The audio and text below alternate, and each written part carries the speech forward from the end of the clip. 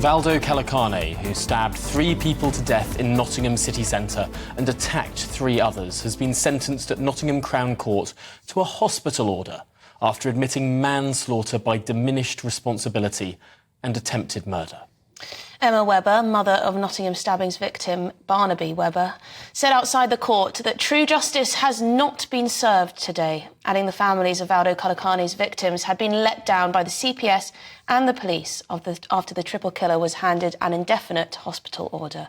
Shall we speak with former Met Police Detective Peter Bleksley, who's covered this story extensively with us and indeed has a personal connection to this tragic story?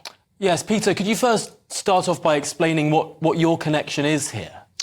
Yes, our youngest son is currently at Nottingham University, and on that fateful morning of the 13th of June last year, my son and his friend left the same nightclub that Grace and Barnaby had been in at about the same time.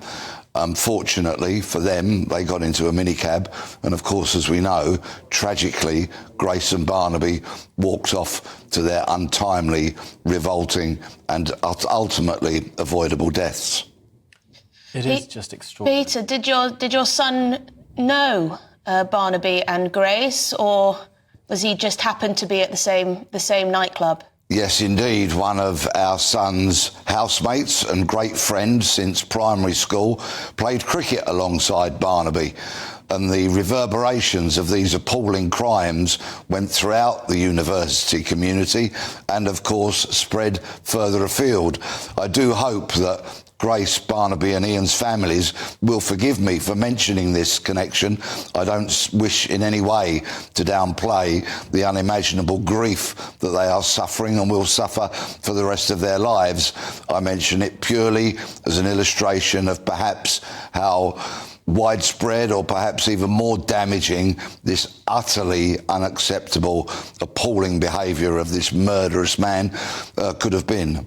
It was really moving listening to Emma Webber, the mother of Barnaby Webber, speaking after the sentencing with some fairly cutting words for a host of different players in the last few months. The police, the social services, the court system.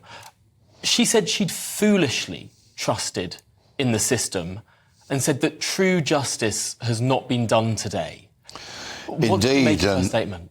Yes, indeed, and other words which are etched into my brain now were when she said of Nottinghamshire Police, "You have blood on your hands."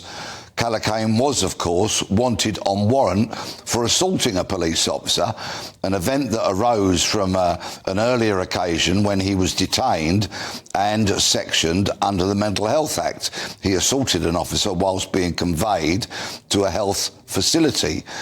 As is so often the case, unfortunately, in contemporary policing, when people become wanted, a warrant is issued, and sometimes that warrant just simply sits in a drawer with very little attention paid to it and no proactive action taken in order to try and locate, detain and lock up these people.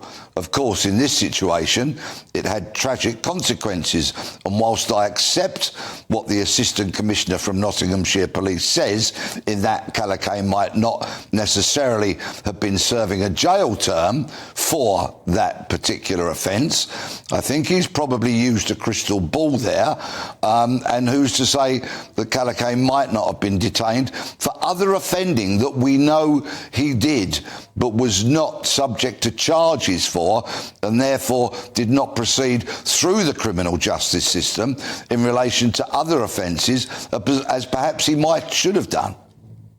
Peter, clearly the family of the victims don't believe that justice has been served here. Ian Coates' son said that Valdo Calocane has got away with murder with this. Do you understand why the judge made this decision? I understand why the judge made his decision, but I'm also very, very aware of why the families feel as aggrieved as they are. Let's look at what came out during this very short trial. Calocane contacted his brother the previous evening and had a conversation with him whereby he said, "You may not see me again. If I get injured, don't come and visit me in hospital."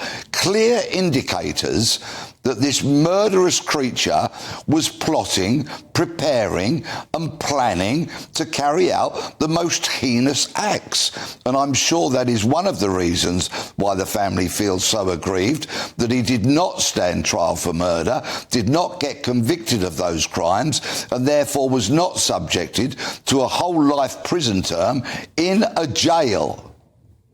It is chilling, Peter, watching these images on screen now of Valdo Calocane walking in almost a nonchalant way. Not rushing, just calmly walking. And then, as we see here, almost breaking in to a house being pushed back, but walking about from crime to crime as if he didn't have a care in the world. In your experience as a Met Police detective, have you seen anything like this before? These are truly shocking, appalling crimes, and the nonchalant manner in which he prowls perhaps gives an indicator that he had further murderous deeds in his head. Perhaps we shall never know. But this is an unsatisfactory conclusion.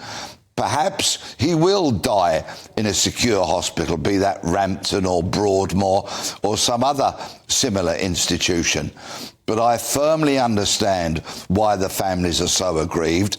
I also urge police forces, the length and breadth of the country, who of course will claim that they're overworked, but I urge them not to always choose the path of the least resistance, which is what they sometimes do. Take the child sexual abuse rings, for example, where we hear that people are arrested for perhaps drug offences and the really difficult offences are not thoroughly investigated. They go for the easy hit. Ask any aggrieved motorist about that.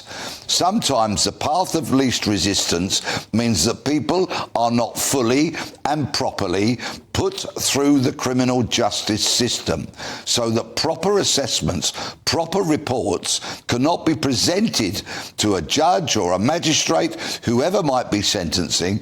Therefore, people who should be locked up are quite simply sometimes not locked up. And just quickly, Peter, before we cross back to Nottingham, does this have to be the conclusion? The families were asked by the media there what their next steps might be. They clearly don't believe they've been served justice here. What could they potentially do from here?